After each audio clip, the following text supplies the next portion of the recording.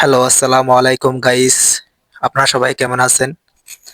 আপনারা দেখতে পারতেছেন মাই ক্লাস্টার রঙিন রঙিন ক্লাস্টার। আপনারা গেস করুন তো এটা কোথায়? আসলে অনেক সুন্দর জায়গা। এটা হচ্ছে আপনার বাসানচর, নোয়াখালী, হাতিয়া উপজেলা। এটা আমি ভিডিও করেছি বিল্ডিং এর উপর থেকে। এজন্য সম্পূর্ণভাবে আসেনি। তবে আপনাদেরকে যতটুকু পারি দেখানোর চেষ্টা করবো ইনশাআল্লাহ।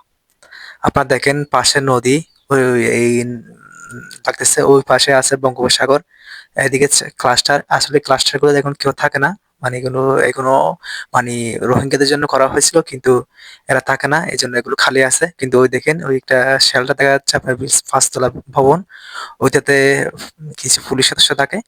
আর দেখেন চারপাশ চতুর্পাশে লাল রঙের ক্লাস্টার।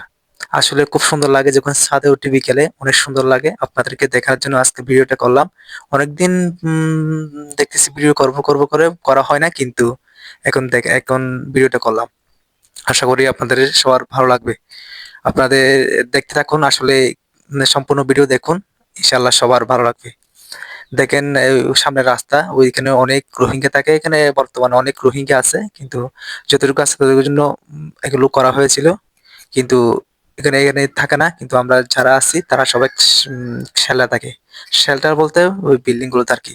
পাশে বঙ্গোপসাগর, মানে এখানে চৌবাগান আছে না, চৌবাগানের পরে বঙ্গোপসাগর। বঙ্গোপসাগর মধ্যে একদম কাছাকাছি এটা একটা দ্বীপ, বাসানচর দ্বীপ। এই দ্বীপে সবাই আমরা থাকি আর কি। আসলে অনেক সুন্দর জায়গাটা। আপনারা যদি চান কোনো একদিন আসেন। অনেক সুন্দর, কিন্তু অনেক সুন্দর লাগে যখন আমরা ছাদে উঠি, তখন বিকেল বেলাটা অনেক সুন্দর। এই যে কোন লাল রঙের টিনের এগুলো ক্লাস্টার।